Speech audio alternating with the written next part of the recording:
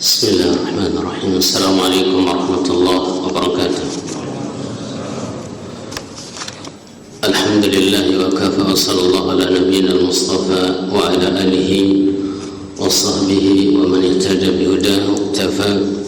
Yaqul Allah jalla fi ulah ya ayyuhalladzina amanu taqullaha haqqa tuqatih wa la tamutunna illa wa antum muslimun. أما بعد فإن أحسن الكلام كلام الله وخير الهدى هدى محمد صلى الله عليه وعلى آله وسلم وشر الأمور محدثاتها فإن كل محدثة بدعة وكل بدعة ضلالة وكل ضلالة في النار. اللهم أرنا الحق حقا وارزقنا اتباعه وارنا الباطل باطلا وارزقنا اجتنابه. اللهم انفعنا بما علمتنا وعلمنا ما ينفعنا وزدنا علما. اللهم فقهنا في الدين وعلمنا تأويل. اللهم اجعل ما تعلمنا في هذا اليوم حجة لنا ولا علينا. اللهم إنا نسألك الهدى والتقى والعفاف والغنى. ما بعد، أيها الإخوة وأيها الأخوات عزني الله وإياكم. Di antara tabiat manusia itu suka meniru, suka mengikuti orang yang dianggap hebat atau orang yang dianggap sebagai orang yang luar biasa. Oleh karena itu Allah Subhanahu wa taala mewanti-wanti jangan sampai kita mengidolakan orang-orang yang tidak benar jalannya, orang-orang yang sesat, orang-orang yang tidak istiqamah. Allah SWT menceritakan dalam surah Al-Baqarah 166 tentang pertengkaran antara orang yang diikuti dengan pengikutnya. Allah SWT berfirman, "Ittabarra'a alladziina tubi'u minal ladziina ittaba'u wa ra'al 'adzaba wa taqatta'at bihimul asbab." Ittabarra'a alladziina tubi'u, ketika orang-orang yang dijadikan panutan ini berlepas diri, tidak mau tahu dari orang-orang yang mengikuti mereka, dan akhirnya ketika itu mereka melihat azab dan terputuslah semua hubungan antara pengikut dengan yang mengikuti ini. Tidak ada hubungan sama sekali nanti di akhirat. Artinya panutannya sendiri kalau dia sesat, tidak benar, maka mereka juga tidak mau tanggung jawab terhadap mad'unya, terhadap para pengikutnya. Kemudian Allah SWT berfirman, "Wa qala alladziina ittaba'u law anna lana karratan." Hanya pengikutnya ini pada nyesel juga. Berkata orang-orang yang menjadi pengikutnya, "Lau anna lana karatan," seandainya kami punya kesempatan lagi, "fanatabarra'a minhum kama tabarra'u minna," maka kami juga tidak akan peduli dengan mereka, tidak akan mengakui mereka sebagai panutan, sebagaimana mereka pada hari ini tidak mau bertanggung jawab. Begitulah nasib dari pengikut dan idolanya. Ketika mereka berada di atas jalan yang tidak sesuai dengan Al-Quran dan Sunnah, maka justru mereka saling bermusuhan nanti pada hari kiamat. Oleh karena itu, akhwat azanillahu yakum, tidak semua orang yang kita idolakan itu bisa dijadikan panutan. Tidak semua tuan guru bisa dijadikan panutan. Tidak semua ustadz juga bisa dijadikan panutan. Ketika mereka kelihatan sudah mulai menyimpang dari sunnah, maka jangan diikuti terus. Bisa jadi kita nanti ikut masuk neraka bersama mereka. Naudzubillah min dzalik. Kemudian Allah SWT menyuruh kita untuk mengikuti orang-orang saleh, orang-orang yang istiqamah. Setelah Allah SWT menyebut dalam surah Al-An'am ayat 90 ada tentang 18 orang nabi, Allah SWT berfirman, ulaika alladzina hadahumullah. Mereka lah para nabi ini yang Allah sudah berikan mereka petunjuk. Fabihudahum muqtadih, maka dengan petunjuk mereka ikuti mereka, jadikan mereka panutan. Terlebih lagi Allah SWT berfirman tentang nabi kita, laqad kana lakum fi rasulillahi uswatun hasanatun liman kana yarjullaha wal yawmal akhir wa dzakarallaha katsira. Dan tentunya sejarah hidup yang paling bagus, yang paling indah, jika yang kita ikuti itu adalah sejarah orang-orang yang Allah pilih dari kalangan Nabi dan Rasulnya, yang akan membuat jiwa kita semakin cinta kepada mereka dan membuat himmah kita, semangat kita ini semakin tinggi untuk mengikuti jejak-jejak mereka. Terlebih yang kita akan bahas pada pagi hari ini adalah seorang imam, seorang abul anbiya, bapaknya para nabi, imamul hunafa, imamnya al-hunafa. Apa itu al-hunafa? Al-hunafa adalah orang yang lurus di atas tauhid, tidak mau berbuat syirik kepada Allah Subhanahu wa ta'ala. Dan beliau adalah sebaik-baik manusia setelah Nabi kita Nabi Muhammad sallallahu alaihi wasallam. Sebagaimana Nabi sallallahu alaihi wasallam bersabda tentang Ibrahim, "Dzaka khairul bariyah." Itu adalah manusia yang paling baik, manusia yang paling mulia. Kemudian Allah juga menyanjung Nabi Ibrahim dalam surah An-Nahl ayat 120. Allah SWT berfirman, "Inna Ibrahim kana ummatan qanitan lillah." Sungguhnya Ibrahim adalah umat, padahal beliau cuma satu orang. Ya, satu orang bisa menyaingi ribuan manusia dengan imannya, dengan keteguhannya. Ummatan, dia adalah imam yang selalu mengajarkan manusia kebaikan. Qanitan lillah, sangat tunduk kepada Allah. Hanifan, lurus, tidak mau berbuat syirik kepada Allah. Walam yakum minal musyrikin, dan Nabi Ibrahim bukanlah termasuk orang-orang yang menyekutukan Allah Subhanahu wa ta'ala. Para jemaah yang dimuliakan oleh Allah Subhanahu wa ta'ala, Ibrahim itu nama yang bukan dari bahasa Arab, tapi dari bahasa Suryani, yang artinya adalah Abun Rahim. Abun itu bapak, Rahim itu yang sangat penyayang. Ada juga yang mengatakan Ibrahim diambil dari kata Barhama, yang artinya syiddatul nazar, orang yang sangat tajam analisanya. Dan Nabi Ibrahim ini kalau diruntut nasab beliau, bapaknya namanya Azar, dalam riwayat yang lain Tarikh, kemudian sampai ke Sam, dan Sam ini adalah anaknya Nabi Nuh alaihi assalam. Jadi beliau keturunan Nabi Nuh. Kemudian kalau kita rentet lagi, Nabi Ibrahim adalah kakek dari Nabi kita Nabi Muhammad sallallahu alaihi wasallam. Karena Nabi Muhammad ini diantara kakek yang atasnya itu akan berakhir di Kilab, ya, di Qusay ibnu Kilab. Bapaknya Nabi Muhammad namanya Abdullah, kemudian ibnu Abdul Muttalib, ibnu Hashim, ibnu Abdi Manaf, ibnu Qusay, ibnu Kilab, sampai ke Kilab. Demikian juga ibu beliau Aminah, nasabnya juga sampai ke Zuhrah ibnu Kilab, sama-sama di Kilab.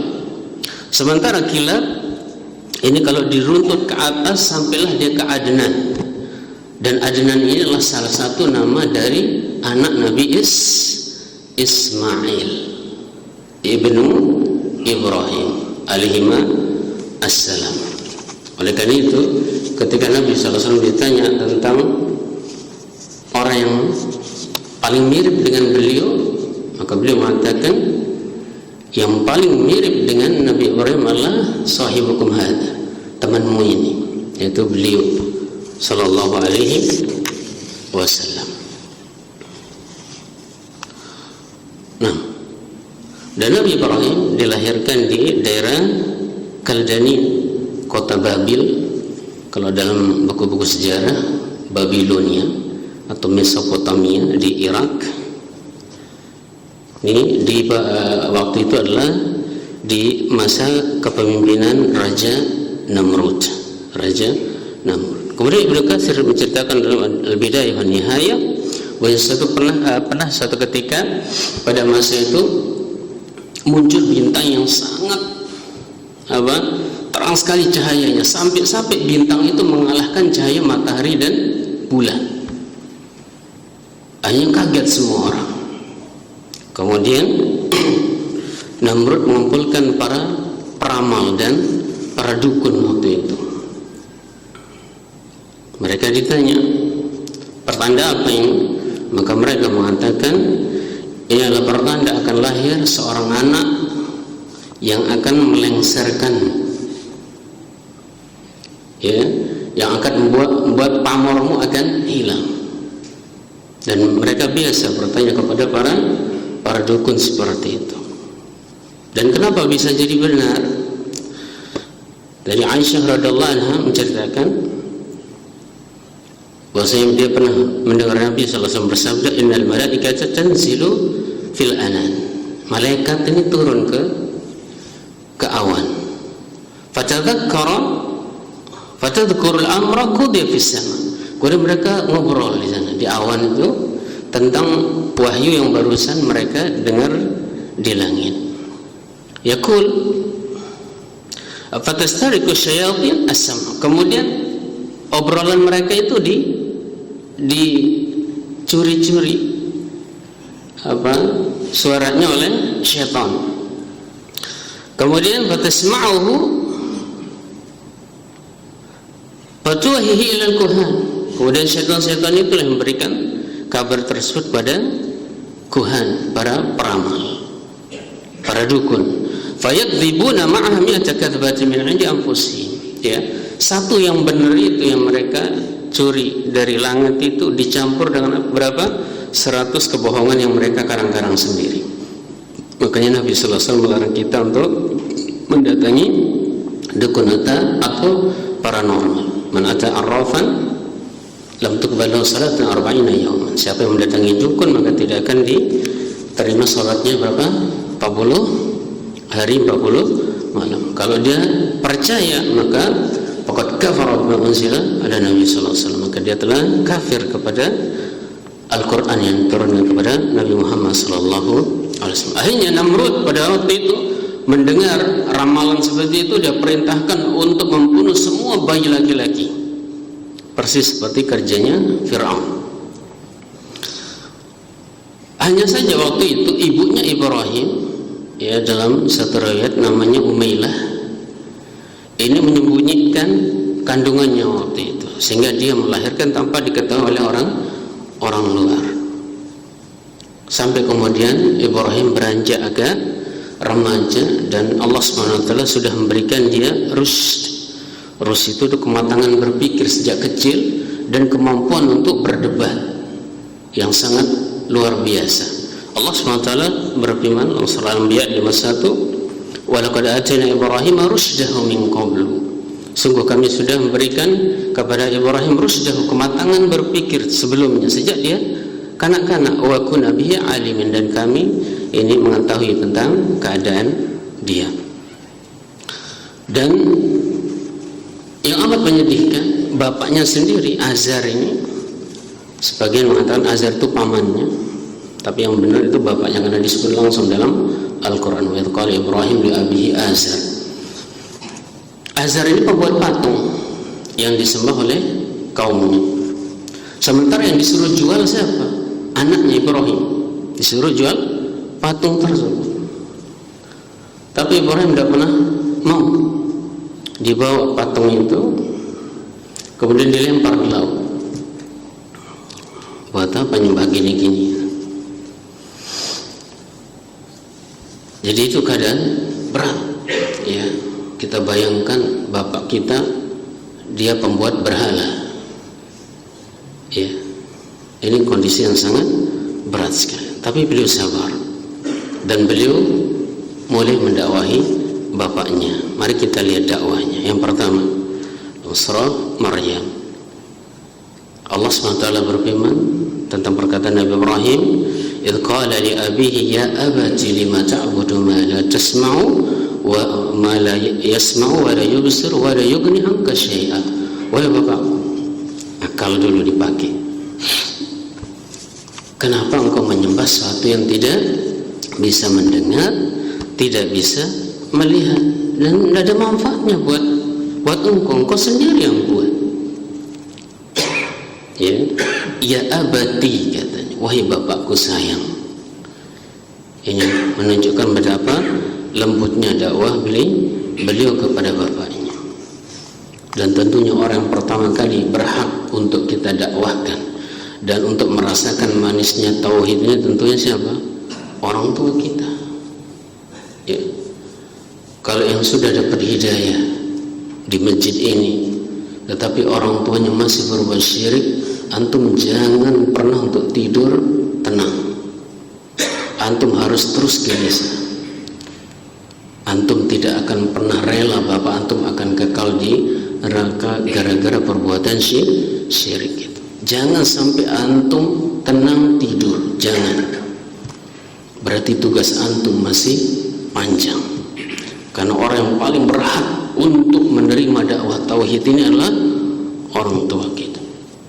Ya, terus. Kemudian setelah itu Nabi Ibrahim mengatakan, "Ya abati inni qad ja'ani minal ilmi ma lam ya'tika fattabi'ni ahdika siratan sawiyyan." Wahai bapakku, saya punya ilmu sedikit. Dia tidak mengatakan saya ini lebih alim dari engkau bapak. Saya punya ilmu sedikit yang engkau mungkin tidak punya, maka ikuti saya. Ahdika siratan sawiyyan. Saya akan tunjuki jalan yang lurus itu, yang benar itu bagaimana. Ya. Kemudian, ya abati inni akhafu ayyamassaka 'adzabun minar rahman fatakuna lisyaitani waliya. Wahai bapakku, saya takut, saya khawatir sekali engkau akan disentuh oleh neraka, engkau akan dimasukkan ke dalam neraka sehingga engkau menjadi pengikut-pengikutnya syaitan. Saya takut sekali wahai bapak. Ya abati, tidak dia pakai ya abi. Kalau abi itu bapakku, kalau ya abati, wahai bapakku sayang. Ya, begini cara kita dakwah orang tua. Jangan orang tua kita baru kita dakwah sekali, tidak nerima, kemudian sudah saya berlepas diri dari engkau bapak, tidak mau saya tegur lagi. Lah, kurang ajar. Antum tidak sabar. Ya, Nabi Nuh 950 tahun. Ya, terus dia berdakwah, lelah. Saya takut wahai bapak, menunjukkan betapa sayangnya beliau kepada bapaknya. Jangan sampai bapaknya ini masuk dalam golongan orang-orang musyrik yang itu nanti kekal di neraka. Naudzubillah summa naudzubillah min dzalik. Tapi setelah dia berupaya ngajak bapaknya dengan cara yang baik, apa kata bapaknya? Qala araghibun anta an alihati ya Ibrahim. Wahai Ibrahim, apa engkau tidak senang dengan sembahan-sembahan kita ini? La illam tantahi la arjumannak wahjurni maliya. Kalau kamu tidak berhenti dakwai saya, kamu terus-terusan bicarakan berhala ini dengan yang tidak baik-baik, saya akan rajam kamu nanti. Wahjurni maliya, udah tinggalkan saya selama-lamanya, kata bapak. Dan ini tabiat bapak, sealim-alimnya antum, ya, hatta jenggot antum sudah putih, tetap dilihat antum ini sebagai anak kecil yang belum berhak mendakwahi bapaknya. Itulah tabiat orang tua, sehingga kita ya harus banyak bersabar. Apa kata Nabi Ibrahim setelah dibantah begitu dengan bapaknya? Qala salamun alaik. Keselamatan buatmu wahai bapakku. Sa'astaghfiru laka rabbi. Saya akan minta ampunkan engkau kepada Allah. Innahu kana bihafiyya, karena Allah sangat lembut kepada saya. Saya akan mintakan ampun engkau, wahai bapakku. Tapi ketika dilihat bapaknya keras kepala begitu, tidak mau menerima dakwahnya dan terus melakukan kesyirikan, maka Nabi Ibrahim barulah berlepas diri, dalam arti tidak mau mendoakan bapaknya lagi. Wa ma kana istighfaru Ibrahim li abihi illa an mau'idin wa'adaha iyyah. Tidaklah Nabi Ibrahim itu mendoakan ampunan untuk bapaknya kecuali karena janjinya. Falamma tabayyana annahu aduwwun lillah, ketika sudah jelas bahwa bapaknya inilah musuh Allah, karena siapa saja yang menyekutukan Allah maka dia telah memusuhi Allah. Tabarra'a min, maka Nabi Ibrahim berlepas diri, sudah tidak mau saya doakan lagi. Inna Ibrahim la'awwahun halim, sungguh Ibrahim la'awwahun halim, anak yang sangat lembut hatinya, halim lagi sangat penyantun, tidak cepat marah, tidak cepat emosi. Jadi begitulah usaha beliau mendakwahi bapaknya. Tapi walaupun itu sia-sia, dia tetap menempuh cara yang baik, ya. Kemudian setelah itu dia beralih untuk mendakwahi kaumnya, yang waktu itu mereka adalah kaum Sabi'in, ya. Innal ladzina hadu wan nasara was Sabi'in. Sabi'in adalah orang-orang yang menyembah bintang pada waktu itu, ya, menyembah bintang karena dianggap bintanglah ini yang mengatur alam semesta. Ya, sebagian ulama yang mengatakan jadi bentuk bintang-bintang itu dibuatlah patung. Nah, itulah yang mereka sembah sebagai perantara. Ya, bentuknya ada yang kayak kalajengking, Scorpio, ada yang Pisces, Aquarius, apa namanya itu, tidak paham. Jadi seperti itu. Akhirnya Nabi Ibrahim datang kepada kaumnya, dan di sini kita lihat, ya, bapaknya belum bisa menerima dakwahnya. Apakah kemudian kita putus asa, tidak mau mendakwahi kaum kita? Nah, nanti kaum saya bilang bapakmu aja tidak mau, tidak bisa kamu dakwahi, ngapain dakwahi kami? Jangan. Yang penting tugas kita adalah berdakwah, ya. Jangan lihat sekeliling kita yang belum bisa menerima dakwah.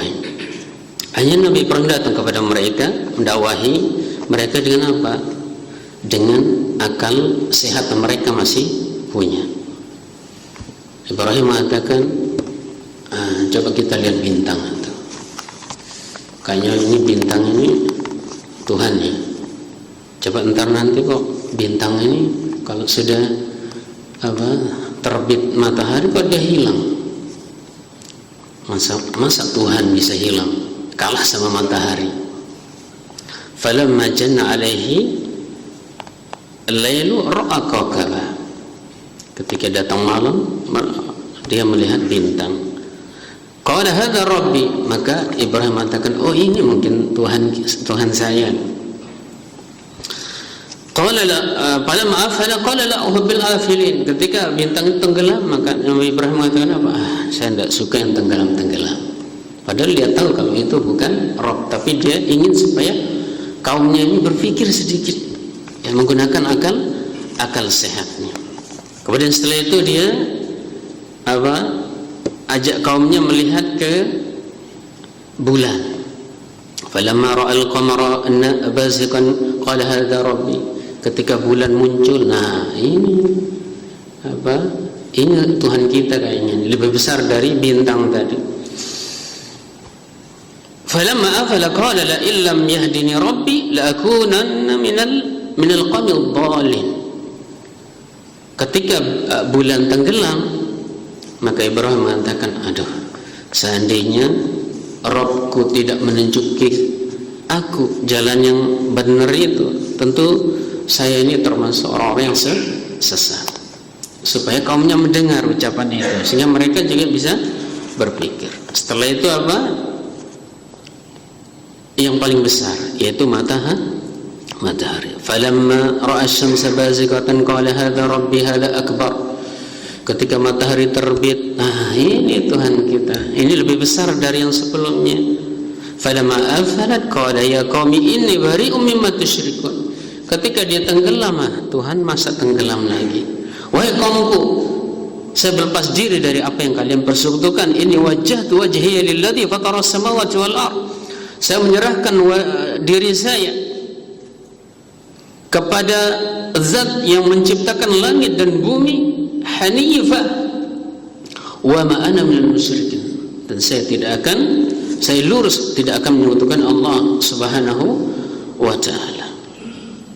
Jadi Nabi Ibrahim mengarahkan mereka ke arah akal sehat mereka, ya, supaya mereka bisa berpikir. Itu maksudnya. Bukan berarti kemudian Nabi Ibrahim di sini tidak tahu menahu tentang siapa Rabbnya, karena tadi sudah disebutkan bahwasanya Allah sudah memberikan kematangan berpikir kepada Nabi Ibrahim sejak kecil. Dia tahu bahwasanya Rabb adalah Allah Subhanahu wa taala, bukan patung, bukan juga ini bintang-bintang yang ada di langit. Cuma dengan cara itu dia mendakwai kaumnya. Sehingga sebagian orang-orang liberal berdalil dengan ini, oh berarti kalau kita mencari kebenaran maka kita harus pelajari semua agama.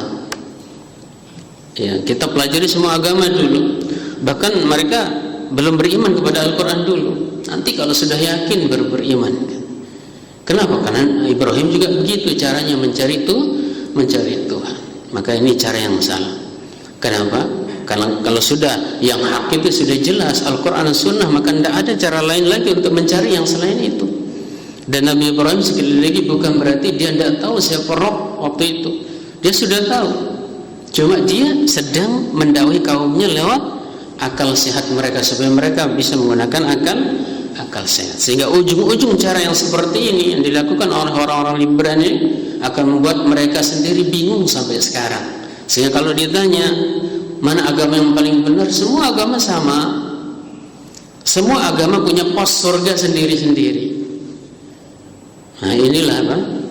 Buah dari cara beragama yang tidak baik. Nah, kemudian apa? Setelah kaumnya juga tidak mau menerima, apa kata Ibrahim dalam hatinya? La aqidana asnamakum ba'da an tuwallu mudbirin. Saya akan kasih pelajaran berhala-berhala yang mau nanti kalau kalian pergi. Nah, suatu ketika mereka mengadakan perayaan, Nabi Ibrahim diajak, ayo ikut. Apa kata Ibrahim? Ini sakim, saya sakit. Saya sakit bukan sakit betulan, tapi sakit hati. Ya, sakit hati lihat kalian menyebutkan Allah Subhanahu wa ta'ala. Akhirnya ketika mereka semua sudah pergi ke perayaan-perayaan mereka itu, maka Nabi Ibrahim menghancurkan semua berhala dan menyisakan yang paling besar. Akhirnya ketika mereka kembali kaget semua. Ya, siapa yang melakukannya? Kemudian ada yang nyeletuk satu orang, qalu sami'na fatan yadhkuruhum yuqalu lahu Ibrahim. Kami dengar ada seorang pemuda sering kritik berhala kita ini, namanya Ibrahim. Akhirnya apa? Disuruh tangkap Nabi Ibrahim. Ibrahim, apa engkau melakukan ini? Qala bal fa'alahu kabirum hadha. Enggak, yang melakukan ini adalah yang besar ini. Jarinya ke arah dia. Ini yang besar ini yang melakukan. Nih. Fas'aluhu min kanu yantiqun. Tanya dia ini, yang paling besar ini, kalau dia bisa bicara. Apa maksudnya? Aneh. Gimana kita mau tanya? Iya ya, masa Tuhan tidak bisa ngomong? Faraja'u ala anfusihim. Akhirnya mereka sadar waktu itu. Iya, masa kita sembah sesuatu yang tidak bisa berbicara, tidak bisa mendengar, tidak bisa melihat. Tapi sebagian provokasi, ya. Qalu harrikuhu wansuru ahliyatakum. Ya, sebagian yang emosi mengatakan bakar Ibrahim ini, ya. Wansuru alihatakum, dan tolong sesembahan-sembahanmu ini, tolong dia karena sudah dihina. In kuntum fa'ilin, kalau kalian mau berbuat menghukum Ibrahim. Akhirnya Namrud waktu itu Ketika sampai berita ini kepada dia, dia perintahkan semua rakyatnya untuk mengumpulkan kayu bakar. Sampai ibu-ibu hamil juga harus bawa kayu bakar. Sehingga terkumpullah kayu bakar itu setinggi gunung. Kemudian dinyalakan waktu itu. Wah. Mereka juga kebingungan bagaimana cara melempar Ibrahim, karena apinya yang menyambar ke sana kemari besar. Hanya mereka meletakkan Ibrahim di atas ketapel, ketapel besar. Kemudian masuklah Ibrahim ke api. Sebelum dilempar, datang Jibril bertanya, apakah engkau butuh bantuan wahai Ibrahim? Maka Ibrahim mengatakan, hasbiyallahu wa ni'mal wakil. Hasbiyallahu wa ni'mal wakil. Cukup bagi saya Allah dan dia sebagai baik wakil, sebagai baik penolong. Hanya Allah SWT berkata kepada api. Jadi dalam waktu yang genting seperti itu, mungkin kita akan menerima bantuan Jibril. Kalau kita, ya ada Jibril, ya hancurkan manusia-manusia ini, orang-orang kafir ini, selesaikan masalah. Tapi Ibrahim tidak. Hasbiyallah wa ni'mal wakil. Cukup bagi saya Allah wahai Jibril. Hanya Allah SWT berkata kepada api ini, Qulna ya naru kuni bardan wa salaman ala Ibrahim. Wahai api, jadilah dingin dan keselamatan bagi Ibrahim.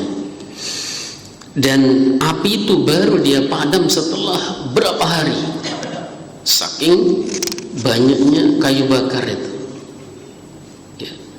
Dan selama berapa hari itu Allah memberikan rezeki kepada Nabi Ibrahim, dan dia tidak pernah merasa lapar. Jadi diam di sana selama berhari-hari. Allahu Akbar. Setelah itu apa? Setelah padam, datang Namrud. Dan semua orang kaget, geger semua. Ibrahim masih hidup. Keluar dari api santai dia. Kaget juga. Oh, ini berarti ini bukan orang biasa. Sehingga sebagian kaumnya waktu itu beriman langsung.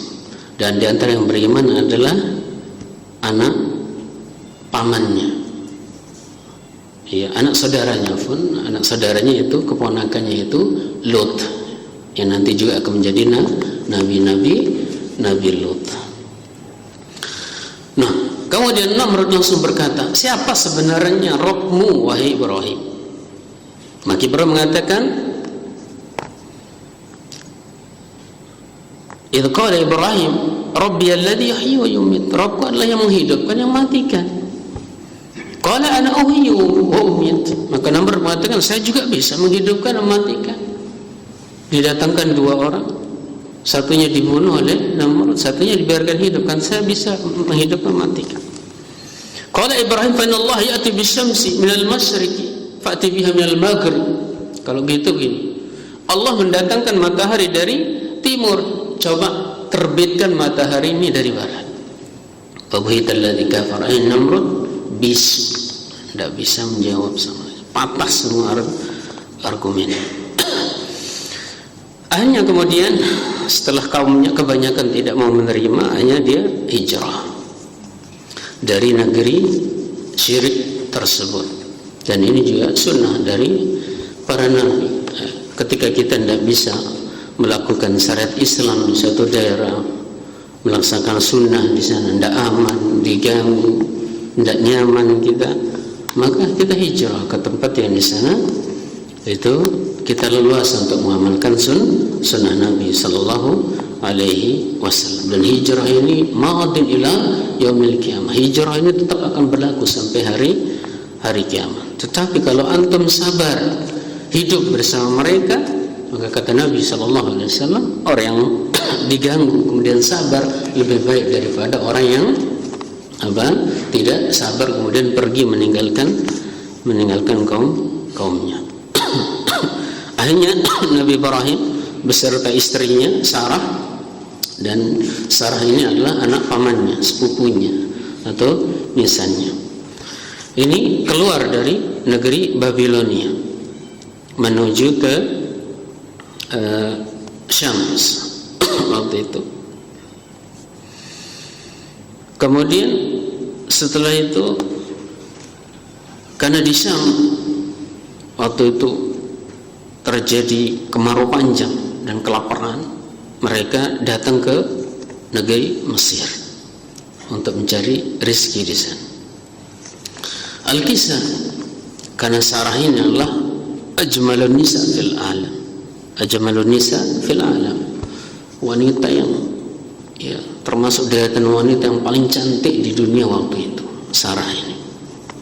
Hanya orang-orang melihat Sarah ini kagum dengan kecantikannya. Ketika di Mesir, hanya mereka lapor ke raja. Waktu itu adalah Fir'aun yang pertama. Jadi Fir'aun itu adalah julukan dari raja-raja Mesir, bukan Fir'aun yang Nabi Musa. Belum. Ini adalah Fir'aun yang pertama. Hanya dikabarkan ada seorang laki-laki membawa seorang wanita yang sangat cantik, kemudian dipanggil. Kemudian Ibrahim ditanya, siapa perempuan ini? Maka Ibrahim mengatakan, ukhti, oh dia saudariku. Kemudian dia bisik istrinya, jangan bocorkan rahasia ini.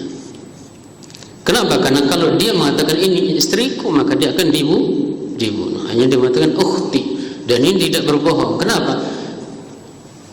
Engkau adalah, dia saudaraku, maksudnya saudaraku dalam Islam, karena mereka cuma berdua yang Muslim di negeri itu pada waktu itu. Karena waktu itu Lut tidak ikut, Nabi Lut tidak ikut ke Mesir. Akhirnya apa? Raja Fir'aun ini kemudian mengambil paksa Sarah untuk dijadikan istrinya, untuk dijadikan istri. Kemudian Ibrahim keluar dari sana, diusir, dan tentunya ini adalah kondisi yang sangat sulit bagi seorang suami ketika istrinya dirampas oleh raja. Punya kekuatan apa? Tapi Nabi Ibrahim yang pertama kali dia lakukan apa? Salat. Dia mengadu kepada Rabbnya, dan itu sunnah Nabi sallallahu alaihi wasallam. Idza hazabul amru salat. Nabi juga, Nabi kita, Nabi Muhammad sallallahu alaihi wasallam, jika datang perkara yang sangat sulit buat dia, maka yang pertama kali beliau lakukan adalah salat. Kita salat dulu, kita ngadu kepada Allah SWT, karena ini semua adalah takdir Allah. Tidak ada yang kebetulan di dunia ini, semua adalah takdir Allah Subhanahu wa ta'ala. Nabi Ibrahim salat, mendoakan keselamatan bagi istrinya. Kemudian ketika Sarah dibawa, kemudian sang raja mau menyentuh dia, sebagaimana laki-laki yang sudah tertarik pada wanita, tapi setiap kali dia sentuh tiba-tiba kaku semua tubuhnya. Kemudian setelah itu kayak orang kesurupan gitu. Dan itu berkali-kali. Melihat Fir'aun seperti itu, apa yang dilakukan oleh Sarah? Sarah juga langsung berwudu, kemudian sholat, berdoa, berdoa kepada Allah Subhanahu wa ta'ala. Apa di antara doanya? Allahumma in kunta ta'lam anni amantu bika wa bi rasulik. Ya Allah, jika engkau mengetahui bahwasanya saya sudah beriman kepadamu dan juga kepada Rasulmu, itu Ibrahim suaminya, wa ahsantu farji, dan saya sudah melihara kemaluan saya, menjaga kehormatan diri saya, illa ala zawji, kecuali untuk suami saya, fala tusallit alayya al-kafir, maka janganlah engkau ya Allah menjadikan orang kafir ini menguasai diri saya.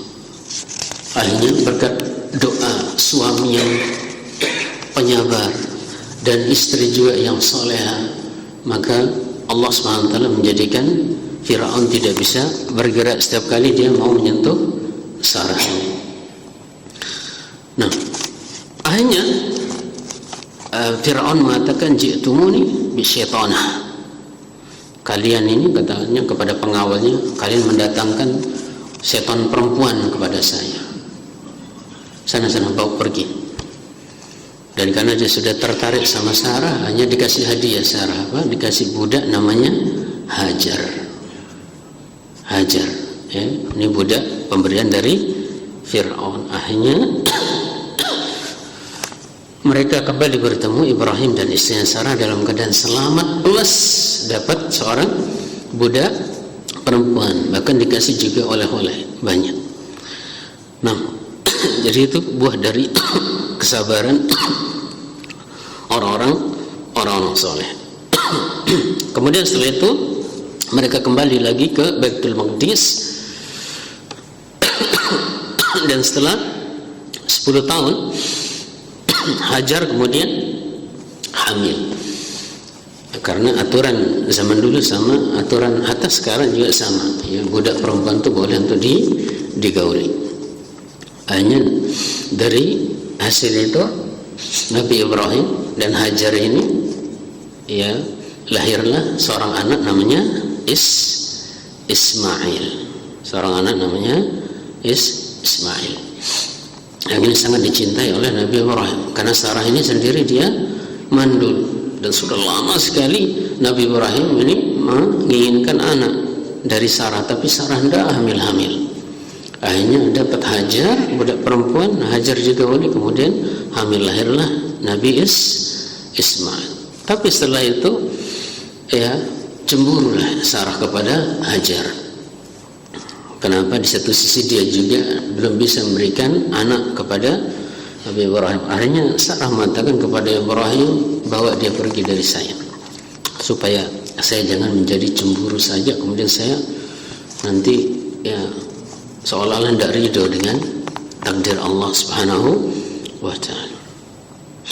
Akhirnya Nabi Ibrahim membawa Hajar dan anaknya Ismail yang masih kecil jauh dari Palestina, yaitu ke daerah yang tidak ada pepohonan, tidak ada juga mata air, gersang, kemudian sepi lagi, tidak ada manusia satupun, yaitu Mekah. Di sana dia taruh istrinya.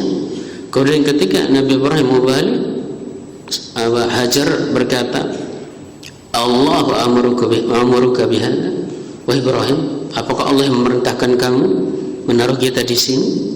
Naam, kata Ibrahim, iya. Apa kata Hajar? Allahu Akbar, idzan la yudhi'ana, kalau begitu Allah tidak akan menyanyiakan kami. Ya, taruhlah kita punya anak sekarang, anak pertama yang sangat kita sayangi, kemudian kita disuruh untuk naruh anak kita misalnya di pulau, di gili yang tidak ada manusia, tidak ada pohon, tidak ada air, tidak ada makanan. Gimana perasaan kita? Nanti diterkam binatang buas, nanti ada orang jahat akan, terus gimana nasib mereka? Tidak bisa makan, tidak bisa minum, mereka akan mati kelaparan. Itu bayangan-bayangan manusia normal. Tetapi Ibrahim tidak begitu. Ini perintah Allah, berarti Allah pasti berkehendak sesuatu yang lebih baik dari ini. Nabi Ibrahim tawakalnya kuat, istrinya juga luar biasa sabarnya. Ini contoh-contoh manusia yang ini di luar kemampuan kita untuk meniru mereka. Akhirnya setelah itu lewatlah berapa tahun, ya, 13 tahun setelah itu, atas kesabaran Sarah, ya, dan iman yang kuat, akhirnya Allah Subhanahu wa ta'ala memberikan Sarah kabar gembira berupa anak. Yang waktu itu Sarah juga sudah lanjut usia, tapi Sarah ini tidak pernah berhenti berdoa. Hanya Allah Subhanahu wa ta'ala memberikan kabar gembira dengan apa? Hamilnya dia. Wa imra'atuhu dhahikan qa'imatun fadhahikat fabasyarnaha bi Ishaq wa min wara'i Ishaq Yaqub. Akhirnya datang malaikat ke rumah Nabi Ibrahim. Nabi Ibrahim tidak kenal siapa ini, tapi karena Nabi Ibrahim adalah orang yang sangat dermawan, sangat baik sekali dengan tamu, langsung dia sembelihkan anak sapinya, kemudian dijamu. Tamunya itu malaikatnya. Kemudian malaikat mengatakan, apa? Saya cuma ngasih kabar bahwasanya istrimu akan diberikan anak oleh Allah Subhanahu wa ta'ala. Hanya apa? Fadhahikat. Sarah tersenyum waktu itu, tertawa saking senangnya. Singkat cerita, kemudian lahirlah dari Sarah ini Ishaq, Nabi Ishak. Kemudian Ishak punya anak namanya Yakub. Dan Yakub ini nama lainnya adalah Israel. Makanya kalau kita dengar ya Bani Israel, maksudnya adalah anak-anaknya Yakub. Dan di antara anaknya Yakub siapa? Nabi Yusuf. Ya, makanya kenapa Nabi Yusuf ini gantengnya luar biasa? Kita ingat neneknya, yaitu Sarah, wanita paling cantik di dunia. Nah, kemudian setelah itu, ya, Nabi Ibrahim sebagai seorang bapak kangen kepada anaknya, terus dia jenguk apa? Ismail waktu itu yang ada di Mekah. Dan perjalanan dari Syam ke Mekah itu 1 bulan. Ya, 1 bulan pergi, balik juga 1 bulan. Untuk menjenguk anaknya saja ini butuh 2 bulan perjalanan. Kemudian setelah itu Nabi Ibrahim dan Ismail diperintahkan oleh Allah Subhanahu wa taala untuk membangun Ka'bah. Jadi singkat cerita juga Ismail di sana setelah agak dewasa dia singgah, artinya dia menikahi salah seorang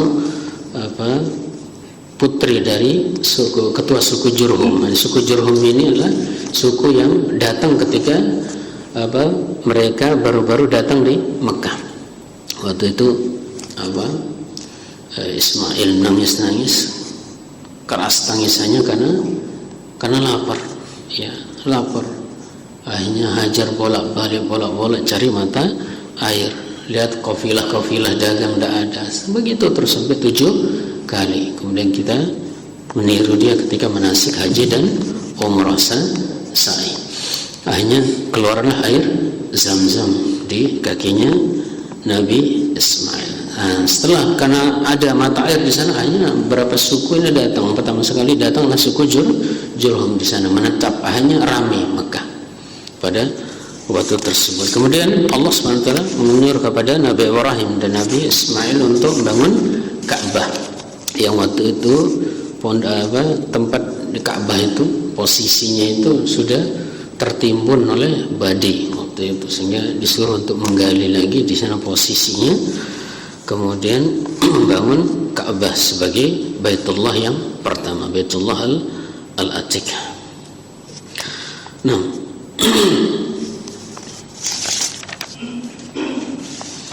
dan ya menjadi saksi di sini, ya, usaha mereka untuk bangun Ka'bah itu adanya maqam Ibrahim, yaitu bekas kakinya Nabi Ibrahim. Wattakhidhu min maqami Ibrahim musalla, yang itu disunahkan untuk salat di belakangnya ketika selesai tawaf. Kemudian Allah juga ini menyuruh Nabi Ibrahim untuk mengumumkan kepada manusia yang lewat di sana dan untuk disebarkan ke seluruh dunia untuk berhaji sejak waktu itu. Wa'adzin fin nasi bil haji, ya.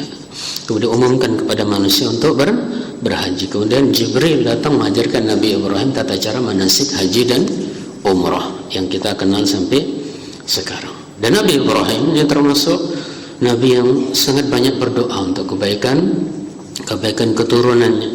Ya, di antara doa Nabi Ibrahim adalah Rabbi ja'alna muqimas shalah min dzurriyyati. Ya Allah, jadikan kami adalah orang-orang yang mendirikan salat dan juga keturunan kami. Ini perlu kita hafalkan doa ini supaya anak-anak kita juga jaga salat, cucu-cucu kita juga jaga salat. Rabbi ja'alni muqimas shalah wa min dzurriyyati rabbana wa taqabbal du'a. Kemudian juga Nabi Ibrahim berdoa, wa idh qala Ibrahim rabbi ja'al hadzal balada amin. Ya Allah, jadikan negeri ini, Mekah ini adalah negeri yang aman. Jadi amannya Mekah sampai hari ini adalah berkat doa dari Nabi Ibrahim. Kemudian satu lagi doa beliau yang sangat hebat sekali dalam surah Al-Baqarah 129, Nabi Ibrahim mengatakan Rabbana ba'ats fihim rasulan minhum. Ya Allah, utuslah di kalangan mereka ini seorang rasul minhum yatlu alaihim ayatika, yang akan membacakan ayat-ayatmu, kemudian wa yu'allimuhumul kitab wal hikmah, mengajarkan Alkitab dan hikmah, wa yuzakkihim, dan menyucikan mereka, innaka antal azizul hakim, Allah yang maha perkasa lagi maha bijaksana. Ya Allah, utus dari kalangan mereka ini, manusia ini sepeninggal saya seorang rasul yang akan menyucikan mereka, tidak lain adalah Nabi Muhammad sallallahu alaihi wasallam. Sehingga semua kebaikan yang dilakukan oleh manusia sampai zaman sekarang pahalanya akan kembali kepada dua orang ini, yaitu Nabi Ibrahim dan Nabi Muhammad sallallahu alaihi wasallam. Karena diutusnya Nabi Muhammad inilah berkat doanya Nabi Ibrahim. Ya, sehingga kita dalam tasawuf selalu kita menggandengkan dua orang itu sebagai rasa terima kasih kita, syukur kita kepada Allah SWT. Allahumma salli ala Muhammad wa ala ali Muhammad kama shallaita ala Ibrahim wa ala ali Ibrahim innaka Hamidum Majid. Kemudian faedah yang lain dari kisah Nabi Ibrahim ini, Allah SWT akan memberikan karunia yang sangat besar ketika kita sudah ini berlepas diri dari kesyirikan, ya, dari kesyirikan yang dilakukan oleh kaum kita sendiri. Falamma ta'azzalahum wa falamma i'tazalahum wa ma ya'buduna min dunillah. Ketika Nabi Ibrahim ini menyingkir dari kaumnya dan apa yang mereka sembah selain Allah, wa habna lahu Ishaq wa Yaqub wa kullan ja'alna nabiyyan, maka kami berikan kepada Ibrahim Ishaq dan Yaqub dan semuanya kami jadikan sebagai nabi. Kemudian juga waja'alna fi dzurriyyatihim an-nubuwwata wal kitab. Kemudian dari keturunan Nabi Ibrahim ini muncullah para nabi-nabi setelahnya, sehingga beliau dikenal dengan nama Abul Anbiya, bapaknya para nabi. Kemudian juga ya semua para nabi setelah Nabi Ibrahim selalu menyebut Nabi Ibrahim dulu, ya, sebelum berdakwah. Yusuf mengatakan, Nabi Yusuf, wattaba'tu millata abai Ibrahim, saya mengikuti milah agama bapakku itu Ibrahim, wa Ishaq wa Yaqub. Kemudian Yaqub mengatakan, am kuntum syuhada idh hadara Yaqub al-maut idh qala li banihi ma ta'buduna min ba'di. Yaqub mengatakan kepada anaknya ketika mau meninggal, apa yang kalian sembah setelah saya meninggal?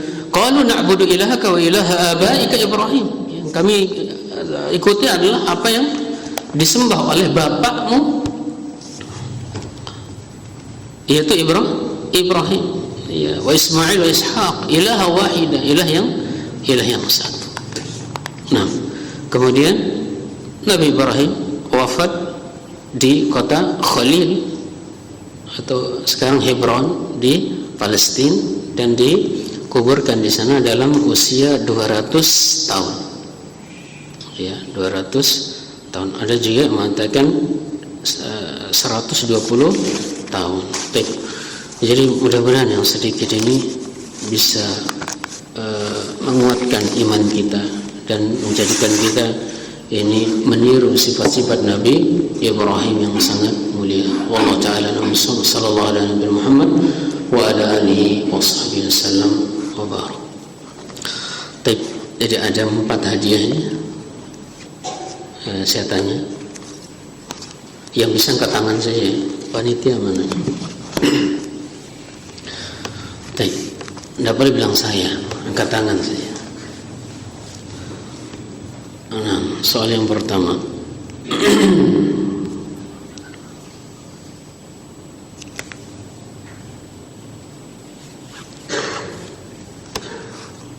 Baik.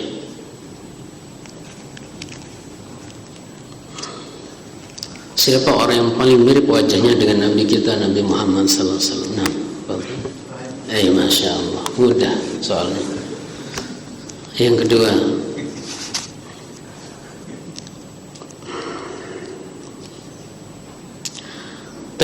Sarah mengandung Ishak setelah berapa tahun sejak Ismail dilahirkan? 30 tahun. Barakallahu fiik. Agak tebal. Baik, yang ketiga, yang sulit-sulit ya. Mudah aja, soalnya tipis. Apa ucapan Nabi Ibrahim ketika mendapat kesulitan yang luar biasa? Fadhal. Hasbunallah wa ni'mal wakil. Fadhal. Hasbunallah wa ni'mal, bukan hasbiyallah ya. Ada Pak hasbiyallah. Baik, soal yang terakhir ini karena tebal lebih sulit ini, paling sulit. mudah-mudahan tidak ada yang bisa jawab. Biar saya mau pulang. Cari dulu yang sulit-sulit.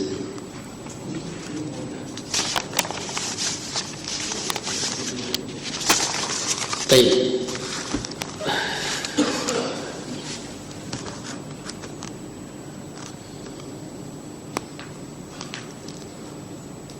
Baik, bisa disebutkan nasab Nabi Ismail ke atas. Nabi Yusuf ke atas. Betul. Yusuf, Yakub, Ishaq bin Ibrahim. Masyaallah, barakallahu fiik. Betul. Jazakumullah khairan. Barakallahu fiikum. Sallallahu ala nabiyina Muhammad wa ala alihi wasallam. Subhanakallahumma wa bihamdika astaghfiruka wa atubu ilaik. Assalamualaikum warahmatullahi wabarakatuh.